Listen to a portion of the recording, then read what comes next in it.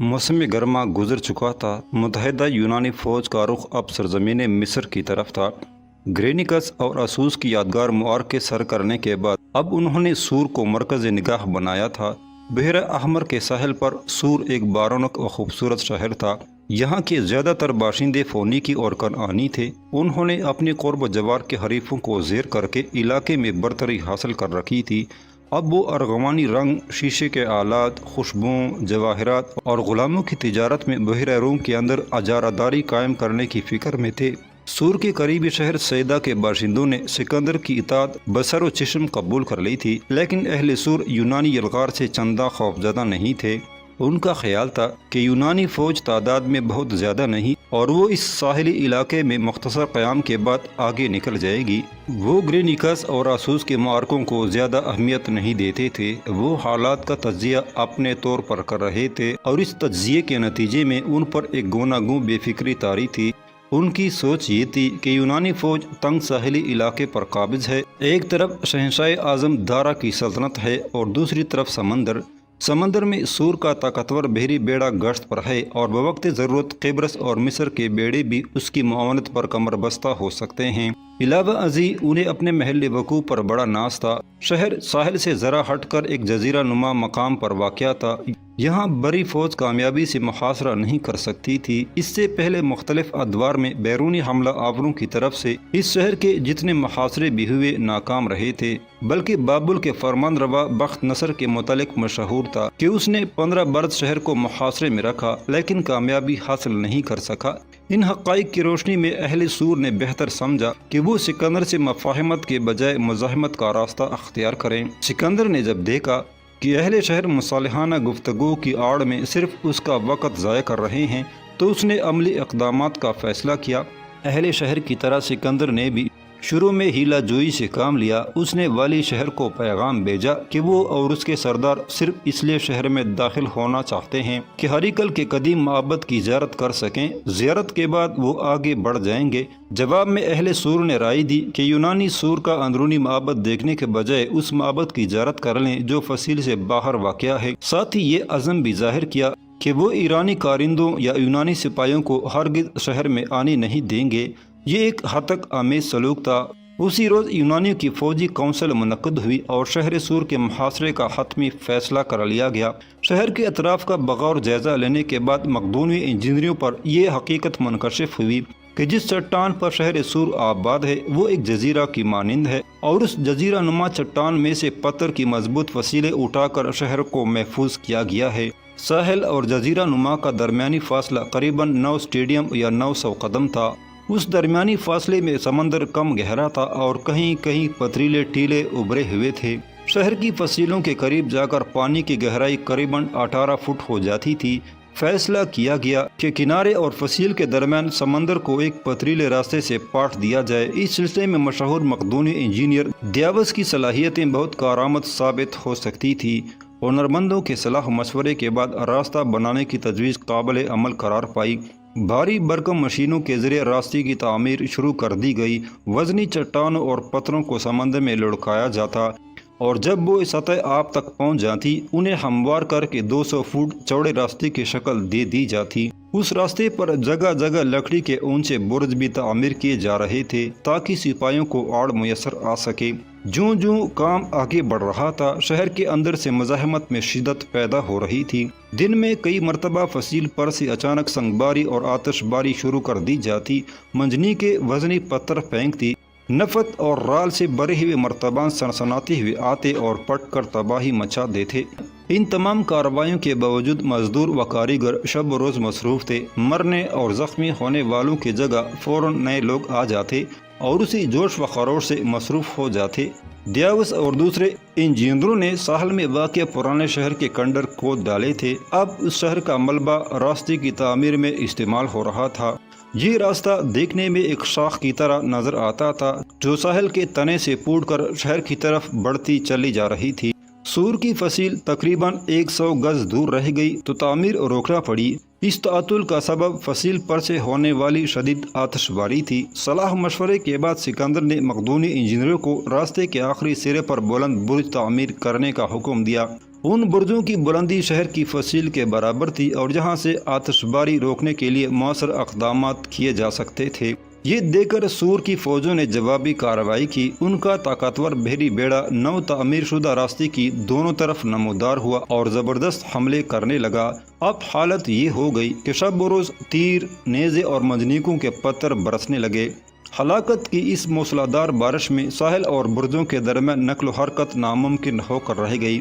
اس کا توڑ یونانی انجینئروں نے یہ کیا کہ راستے کے دونوں طرف لکڑی کے شہتیروں سے مضبوط باڑ بنانی شروع کی۔ اہل سور نے نہلے پر دہلا مارتے ہوئے ان باڑوں کو فصیل پر سے اندھادھند نشانہ بنانا شروع کر دیا۔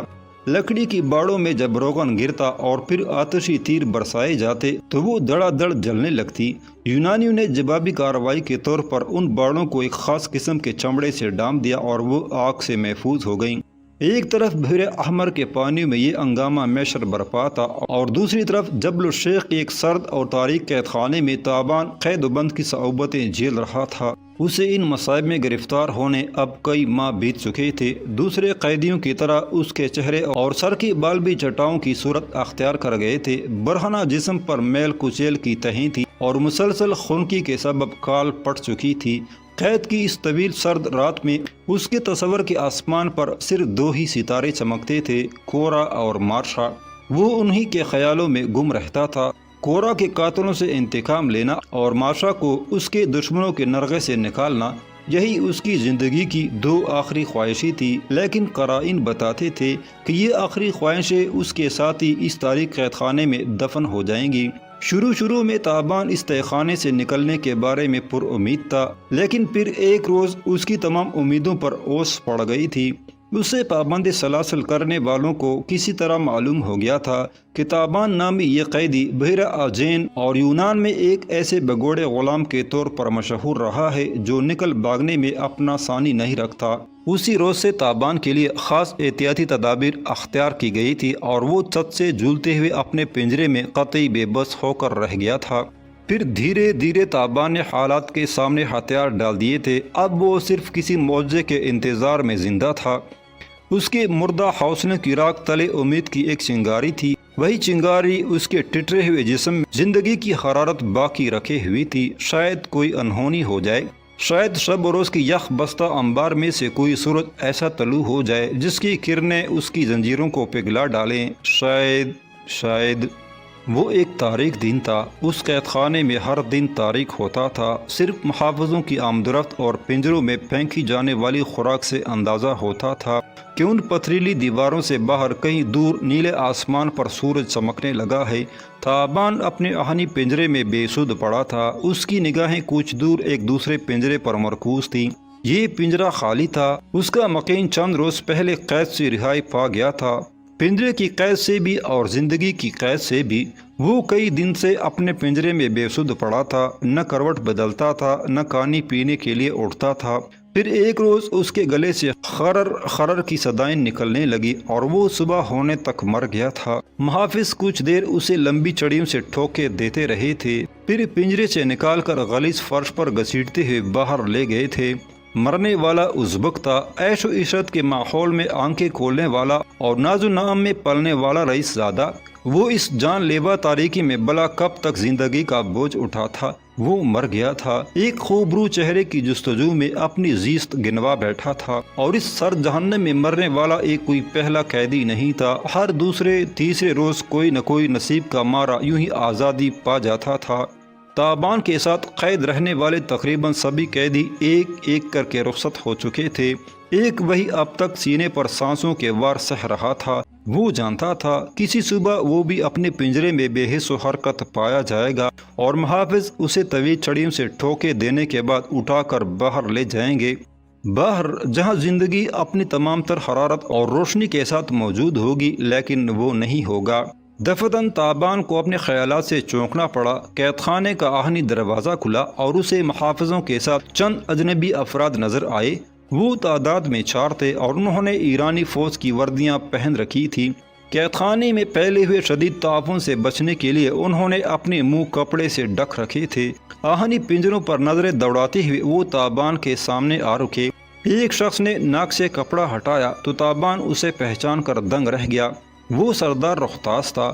کئی ماہ پہلے جب تابان آفرندہ کی اطلاع پر کورا کو پڑاؤ سے نکالنے گیا تھا تو رختاس اور خوشمند کو راستے میں جھل دے گیا تھا، لیکن آج رختاس کو دیکھ کر اسے یوں لگ رہا تھا کہ وہ اسی وقت سے اس کے تعاقب میں ہے، اسے کھو کر شب روز اسے ڈھونڈتا رہا ہے اور آج اس تک پہنچنے میں کامیاب ہو گیا ہے۔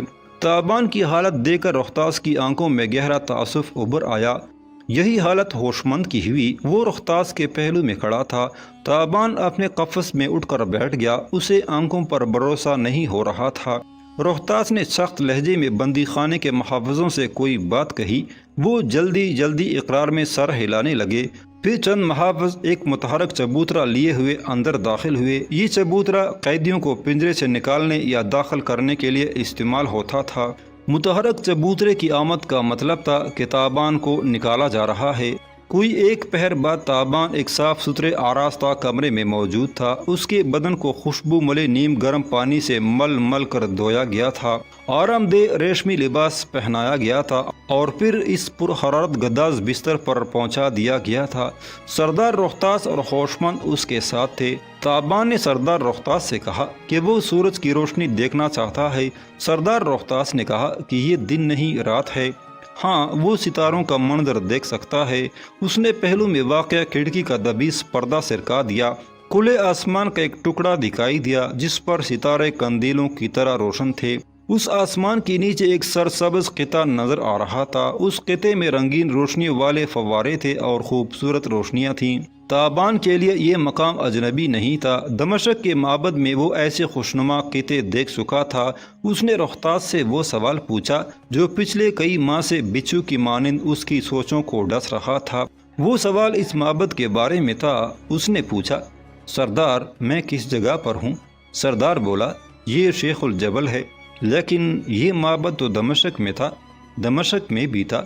رختاس نے بھی اس پر زور دیتے ہوئے کہا، جب دمشق کے معبد کو یونانی حملہ آوروں سے خطرہ پیدا ہونا شروع ہوا تو اس معبد کی تعمیر کا آغاز کر دیا گیا تھا۔ اسے بائیں دمشق والے معبد کے نقشے پر بنایا گیا ہے۔ ہر چھوٹی سے چھوٹی چیز کو ذہن میں رکھا گیا ہے۔ اس کی کیا ضرورت تھی؟ تابان نے پوچھا۔ بات ضرورت کی نہیں، حکم کی تھی۔ معبد کے پجاریوں اور پیروکاروں کے لیے اپنے پیشواؤں کا حکم اٹل ہوتا ہے۔ جو بات 5 مقدس ارواح کے ہونٹوں سے نکلتی ہے وہ پتھر پر لکیر ہوتی ہے۔ 5 مقدس ارواح؟ تابان نے حیرانی سے کہا، میں تو ان کے بے جان جسموں کو پھانسی گھاٹ پر جھولتے دیکھ چکا ہوں۔ جسموں کی موت سے مقدس ارواح نہیں مرتی، وہ سینکڑوں برس سے زندہ ہے اور معلوم نہیں کب تک زندہ رہیں گی۔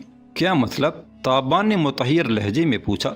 مطلب یہ کہ مقدس ارواح افراد کا نام نہیں، یہ اس عقیدے کا نام ہے جو اس معبد کے پجاری صدیوں سے اپنائے ہوئے ہیں۔ مقدس روح کا روپ دھارنے والا کوئی شخص مر جائے تو اس کی جگہ دوسرا شخص لے لیتا ہے اور یہ سلسلہ یوں ہی چلتا رہتا ہے۔ لہٰذا مقدس ارواح اب بھی زندہ ہے اور شاید مستقبل میں بھی زندہ رہیں گی۔ ہوشمند نے کہا، تابو کیا باتیں لے کر بیٹھ گئے ہو؟ یہ نہیں پوچھو گے ہم تم تک کیسے پہنچے؟ تابان نے کہا، ظاہر ہے یہ کوئی آسان کام نہیں رہا ہوگا، بہت بھاگ دوڑ کرنا پڑی ہوگی آپ کو۔ بھاگ دوڑ؟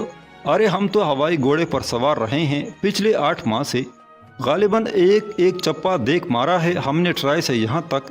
ہوشمند اس رودات کو تفصیل سے بیان کرنا چاہتا تھا لیکن سردار رختاس نے اسے روک دیا۔ تابان نے پوچھا، یونانی فوج اب کہاں ہے اور کورا کے بارے میں تمہیں کچھ پتہ چلا ہے؟ جانتے ہو اس کے ساتھ کیا سلوک کیا ان درندوں نے؟ آخری الفاظ کہتے کہتے تابان کا گلا رند گیا۔ رختاس نے اس کی بات کاٹتے ہوئے کہا، یہ معلوم ہو چکا ہے، ہمیں سب معلوم ہو چکا ہے، تم خواہ مخواہ اپنے زخم مت کورے دو۔ اطمینان رکھو، کورا کے قاتل عبرتناک انجام سے بچ نہیں سکیں گے۔ کورا کا بدلہ ہم سب پر قرض ہے اور یہ قرض چکانے تک ہم اطمینان سے نہیں بیٹھیں گے۔ ہم ساری معلومات حاصل کر چکے ہیں۔ سردار شلال اس وقت سکندری فوج کے ساتھ سور میں ہے۔ سور کو سکندری فوج نے محاصرے میں لے رکھا ہے اور وہاں زبردست جھڑپیں ہو رہی ہیں۔ اہل سور کی اعانت کے لیے کئی ایرانی دستے خشکی کے راستے سور میں داخل ہو چکے ہیں۔ میں بھی 500 جانبازوں کے ایک جتھے کے ساتھ جانے کے لیے تیار بیٹھا ہوں۔ مجھے صرف تمہاری فکر تھی۔ میں نے قسم کھا رکھی تھی کہ تمہاری صورت دیکھے بغیر کسی لڑائی میں حصہ نہیں لوں گا۔ ہوشمند نے کہا، آپ نے کچھ اور قسمیں بھی کھا رکھی تھی، ان کے بارے میں بھی بتا دیجئے۔ سردار روہتاس مطمئن انداز میں مسکرانے لگا۔ ہوش مند نے بات جاری رکھتے ہوئے کہا، جب سے تم گم ہوئے ہو غالباً یہ بستر پر سوئے ہیں، نہ پرتکلف کھانا کھایا ہے، نہ عورت اور شراب کے قریب گئے ہیں، ہر طرح کی مسرت انہوں نے خود پر حرام کر رکھی تھی غالباً۔ تابان حیرانی سے سردار روہتاس کی طرف دیکھنے لگا۔ پہلی بار تابان کو اندازہ ہوا کہ سردار روہتاس بہت کمزور اور خستہ حال نظر آ رہا ہے۔ اس کی فوجی وردی بھی بے حد خستہ اور پٹی پرانی تھی۔ تابان نے کہا، آپ نے یہ سب کیوں کیا سردار؟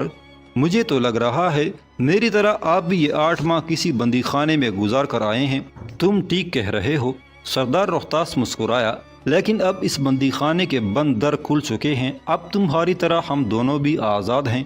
عنقریب ہماری آزادی ان لوگوں پر برق بند کر گرے گی جنہوں نے بے گناہ کورا کی آبرو اور جان لی ہے اور جو شہزادی مارشا کو تم سے دور رکھے ہوئے ہیں۔ شہزادی مارشا کا نام سن کر تابان کے سینے میں ایک خنک لہر سی دوڑ گئی۔ شہزادی کہاں ہے؟ بے اختیار اس کے ہونٹوں پر سوال آ گیا۔ سردار روہتاس نے کہا، وہ سکندر کی تحویل میں ہے، اسے سخت پہرے میں رکھا جاتا ہے۔ کچھ اور باتوں کے علاوہ یہ بھی معلوم ہوا ہے کہ سکندر اس پر اکثر نوازشات کرتا رہتا ہے۔ ایک نوجوان بادشاہ کی ایک حسین و جمیل دوشیزہ پر نوازشات بے معنی نہیں ہے۔ اگر ہم مارشا کو جلد اس ماحول سے نہ نکال سکے تو حالات کچھ بھی ہو سکتے ہیں۔ ہوش مند نے کہا، ضرورت اس امر کی ہے کہ ہم جلد از جلد سور پہنچ جائیں۔ سور ایک ایسا مضبوط قلعہ ہے جس نے کبھی حملہ آوروں کے سامنے سپر نہیں ڈالی۔ یونانی فوج کو بھی وہاں شدید ترین مزاحمت کا سامنا ہے۔ اگر اہل سور کو شہنشاہ دارا اور قبرص کے فرمان رواؤں کی طرف سے مناسب کمک مل گئی تو سکندر کے دانت کٹے ہو جائیں گے، اور یہ بھی ممکن ہے کہ اسے شکست فاش ہی ہو جائے۔ اس وقت اہل سور کو افرادی قوت اور ہتھیاروں کی اشد ضرورت ہے۔ ایک ایک فرد اور ایک ایک ہتھیار قیمتی ہے۔ تابان نے کہا، اگر شہر محاصرے میں ہے تو ہم وہاں داخل کیسے ہوں گے؟ روہتاس نے جواب دیا، شہر کی ایک جانب خشکی سے ملی ہوئی ہے، اس طرف سے ہر طرح کی کمک اہل شہر کو پہنچ رہی ہے، اور یہی بات میسورین کے حق میں جاتی ہے۔ ٹھیک 15 روز بعد تابان اپنے موسن روہتاس اور دوست ہوش مند کے ساتھ سور میں موجود تھا۔ اہل سور کے حوصلے بلند تھے۔ شہریوں کے رویے سے اندازہ ہوتا تھا کہ انہیں اپنی دفاع پر مکمل بھروسہ ہے اور وہ یونانی فوج کے سامنے ہتھیار ڈالنے کا سوچ بھی نہیں سکتے۔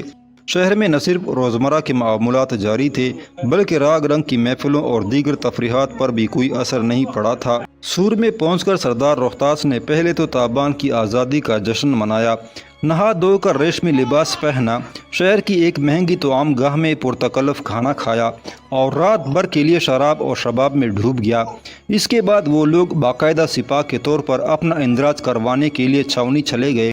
یہاں انہیں حسب قابلیت مختلف مراتب سونپ دیے گئے اور برسر پیکار کمانداروں کے ساتھ منسلک کر دیا گیا۔ تابان نے ان تمام مصروفیات کے دوران کسی جوش و خروش کا مظاہرہ نہیں کیا۔ ایک عجب طرح کی بے حسی اس پر طاری ہو چکی تھی۔ لگتا تھا اسے جنگ کے ہنگاموں سے کوئی سروکار ہے اور نہ اس بات میں دلچسپی ہے کہ کون ہارتا ہے اور کون جیتتا۔ اس کی آنکھوں میں جیسے کورا کی بربادی کا منظر جم چکا تھا۔ اگلے روز سردار روہتاس اور ہوش مند اسے جنگ کی صورتحال دکھانے کے لیے فصیل پر لے گئے۔ فصیل کے گرد و نواح میں شور محشر برپا تھا۔ تابان کو اپنے سامنے نشیب میں دور تک نظر آ رہا تھا۔ شمال میں حد نگاہ تک سمندر کا نیلگو پانی تھا۔ اس پانی کو مشرق میں شام اور لبنان کے طویل ساحلوں نے روک رکھا تھا۔ فصیل کی بلندی سے سور کی دونوں بندرگاہیں بھی دکھائی دے رہی تھی۔ جنوبی بندرگاہ کو مصری بندرگاہ کہا جاتا تھا۔ یہ تنگ سی کاڑی تھی جسے اہل سور نے شہتیروں سے بند کر دیا تھا۔ جو بندرگاہ شمال کی طرف تھی اسے صیدائی بندرگاہ کہتے تھے۔ یہ نسبتاً وسیع تھی اور اسے بند کرنے کے لیے وہاں جنگی کشتیاں لنگر انداز کر دی گئی تھی۔ تابان کو وہ پتھریلا راستہ بھی نظر آیا جو 18 فٹ گہرے سمندر میں آگے بڑھتا فصیل کے قریباً 100 گز دوری پر پہنچ چکا تھا۔ راستے کے آخری سرے پر بلند و بالا برج تعمیر کر دیے گئے تھے اور وہاں سے فصیل پر مسلسل تیر اندازی ہو رہی تھی۔ روہتاس، تابان اور ہوش مند دوپہر تک فصیل پر موجود رہے۔ جب وہ چھاونی واپس جانے کی تیاریاں کر رہے تھے، دفعتاً پتھریلے راستے کے ارد گرد ہونے والی جھڑپوں میں شدت آ گئی۔ تابان نے دیکھا کہ بندرگاہ میں ایک بڑی کشتی نمودار ہوئی۔ کشتی کے عقبی حصے میں بہت زیادہ بوجھ رکھا ہوا تھا، جس کی وجہ سے اگلا حصہ اوپر کو اٹھ گیا تھا۔ اگلے حصے میں فالتو مستول بھی تھے، جن کے ساتھ بڑی بڑی دیگیں لٹک رہی تھی۔ مستولوں کے نیچے خشک ایندھن کے گٹھے بندھے ہوئے تھے۔ دور سے دیکھنے پر بھی اندازہ ہو جاتا تھا کہ ان گٹھوں پر خوب تارکول مل دیا گیا ہے۔ کشتی کے ملا موافق ہوا سے فائدہ اٹھاتے ہوئے بڑی تیزی سے کشتی کو چوبی برجوں کے پاس لے آئے اور اسے پیشتر کے یونانی سپاہی دفاعی کارروائی کرتے انہوں نے کشتی کو برجوں سے لگا دیا اور اس کے اگلے حصے میں جلتی ہوئی مشعلیں پھینک کر پانی میں کود گئے۔ یونانیوں کے تعمیر کردہ برجوں میں یکبارگی آگ بھڑک اٹھی، کشتی کے عرشے کو بھی آگ لگ گئی۔ سامنے کے مستول گر کر برجوں سے ٹکرائے، مستولوں سے بندھی ہوئی دیگیں الٹ گئیں، ان دیگوں میں گندک، تارکول اور تیل وغیرہ بھرا گیا تھا۔ یہ آتش گیر مادے نکل کر آگ میں گرے تو جیسے آتش فشاں پھٹ پڑا۔ چوبی برجوں سمیت ارد گرد کی ہر چیز شعلوں اور دھوئیں میں چھپ گئی۔ فصیل پر سے یہ منظر دیکھ کر سور کے سپاہیوں نے فاتحانہ نعرے بلند کیے۔ تھوڑی دیر بعد جب آگ اور دھوئیں کے بادل چھٹے تو یونانی فوج کے تعمیر کردہ برج ناپید ہو چکے تھے۔ سردار روختاس کے چہرے پر دبا دبا جوش نظر آ رہا تھا۔ اس نے تابان کا کندھا دباتے ہوئے کہا، دیکھا تم نے، سور کے جنگجو یوں ہی مزاحمت کرتے رہے تو سکندر کو بھاگنے کے لیے راستہ نہیں ملے گا۔ تابان کا چہرہ بدستور بے تاثر تھا۔ اس نے کہا، میرا خیال آپ سے مختلف ہے۔ میں نے سکندر کو بہت قریب سے دیکھا ہے۔ وہ بہت دور جانے کا عزم رکھتا ہے اور جنہوں نے دور جانا ہو ان کے ارادے بہت پختہ ہوتے ہیں۔ میرا خیال ہے کہ اس کے شیر جلدی شہر کو تسخیر کرنے کا کوئی نہ کوئی راستہ ڈھونڈ لیں گے۔ روختاس نے تھوڑا سا پیچھے ہٹ کر ذرا غور سے تابان کو دیکھا اور بولا، مجھے لگتا ہے تم ابھی تک سکندر کے ماتحت کی حیثیت سے سوچ رہے ہو۔ کیا میں تمہیں اب بھی اس کا وفادار سمجھوں؟ تابان افسردگی سے بولا، آپ مجھے کسی کا وفادار بھی مت سمجھے۔ میں آپ کو بتا چکا ہوں، جنگ و جدل سے میرا دل بھر گیا ہے۔ کسی وقت مجھے لگتا ہے کہ اب میری تلوار کبھی کسی کے حق میں نہ اٹھ سکے گی، مارشا اور کورا کے حق میں بھی نہیں۔ سردار روختاس نے پوچھا، وہ لڑائی نہیں، وہ تو ایک قرض ہے جو میں نے چکانا ہے اور شاید اسی کے لیے میں ابھی تک زندہ ہوں۔ روختاس کچھ دیر اسے گہری نگاہوں سے دیکھتا رہا، پھر اس کے شانے جھنجھوڑ کر بولا، تابان، تم موت کے منہ سے بچ کر آئے ہو، اب زندگی کی طرف لوٹو، زندگی کی طرف دیکھو، وہ ہے زندگی۔ ترکتے شباب کے اس شبستان میں نیند گروانے کا نام زندگی ہے۔ آؤ میں تمہیں زندگی دکھاؤں۔ تابان نے دیکھا، فصیل کے نیچے شہر کی فوج کے مخمور سپاہیوں کے گھیرے میں ایک لبنانی رقاصہ لہک لہک کر گا رہی تھی۔ سردار روختاس تابان کو فصیل کے نیچے لایا اور لبنانی رقاصہ کا رقص دکھانے لگا۔ یہ ایک خوبصورت خانہ بدوش لڑکی تھی، اس کا جسم مچل رہا تھا اور سینکڑوں جلتی نگاہیں اس پر مرکوز تھیں۔ وہ ایک دلکش لبنانی گیت گا رہی تھی۔ رقاصہ کی دلنشین آواز نے تابان کے دل میں یاسیت بھر دی۔ وہ کھوئی ہوئی نظروں سے رقص کا منظر دیکھتا رہا۔ وہ جانتا تھا یہ حسین و جمیل رقاصہ اس کی دسترس میں ہے۔ وہ رضامندی کا ہلکا سا اشارہ بھی دے تو سردار روختاس منہ مانگی قیمت چکا کر اس رقاصہ کو تابان کی خلوت میں پہنچا دے گا، لیکن تابان کے دل میں ایسی خواہش کا گزر تک نہیں تھا۔ وہ تو رقاصہ کی پرسوز گیت میں کھویا ہوا تھا۔ اس کی نگاہوں میں مارشا کی صورت گھوم رہی تھی۔ کورا کی موت ایک ایسے تند و طوفان کی طرح تھی جس نے گرد و پیش کا ہر خوبصورت منظر گرد و غبار میں چھپا لیا تھا۔ پہلے 8-10 ماہ میں یہ زہریلا گرد و غبار مارشا کی یادوں پر بھی چھایا رہا تھا۔ وہ مارشا کو بھولا نہیں تھا، لیکن جیسے شعلوں میں انگارے چھپ جاتے ہیں، مارشا کی یاد بھی کورا کے خیال میں چھپی ہوئی تھی۔ رقص ختم ہوا تو خانہ بدوش رقاصہ اپنی سہیلیوں کے ساتھ مل کر انگوٹیاں فروخت کرنے لگی۔ ان انگوٹیوں میں ایک ہی طرح کا نارنجی پتھر جڑا ہوا تھا۔ رقاصہ کا دعویٰ تھا کہ یہ انگوٹی پہننے والے کے دل میں اپنے محبوب کی یاد کا دیا سدا روشن رہے گا۔ پتھر کا نارنجی رنگ بھی اس وقت تک برقرار رہے گا جب تک انگوٹی پہننے والے کو اپنے محبوب کا وصل نصیب نہیں ہو جاتا۔ سپاہی بڑے شوق سے یہ انگوٹیاں خرید رہے تھے۔ تابان کی خواہش کا اندازہ کرتے ہوئے ہوشمند نے ایک انگوٹی خرید کر تابان کی انگلی میں بھی پہنا دی۔ تابان عجیب محویت سے انگوٹی کو دیکھنے لگا۔ سردار روختاس بولا، سایوں کے پیچھے مت بھاگو تابان، سائے محرومی کے سوا اور کچھ نہیں دیتے۔ ان انگوٹیوں میں کیا رکھا ہے؟ زندگی پتھروں میں نہیں، نرم و نازک سوچوں اور گدا جسموں میں ملتی ہے۔ قریب کڑا ایک ادھیڑ عمر سپاہی بولا، سردار، اس انگوٹی کو معمولی مت سمجھو، اس میں جڑا پتھر اس علاقے کا نایاب تحفہ ہے۔ یہ پتھر سوک الفت کے اس مشہور محل سے لایا گیا ہے جہاں ایک گمنام شاعر کا روتا ہوا مجسمہ انگنت زمانوں سے ایستادہ ہے۔ کون تھا وہ شاعر؟ ہوشمند نے پوچھا۔ ایک عاشق تھا، اسے حیفا کے کمانڈر مہیب تابش کی بیٹی روبینہ سے عشق ہو گیا تھا۔ کہاوت کے مطابق وہ اپنی حویلی کی چھت پر گڑا ہر وقت محبوب کے جروکی کی طرف دیکھتا رہتا تھا۔ کچھ عرصہ بعد روبینہ نے بھی شاعر میں دلچسپی لینا شروع کر دی۔ وہ کوئی ایسا نامور شاعر نہیں تھا، لیکن محبت کی شدت نے اس کے شعروں کو حدت سونپ دی تھی۔ اس کا کلام اہل حیفا اور جافا کے دلوں میں آتش بھڑکانے لگا، لیکن اس آتش نوا سے اس کی محبوبہ نے کوئی خاص اثر قبول نہیں کیا۔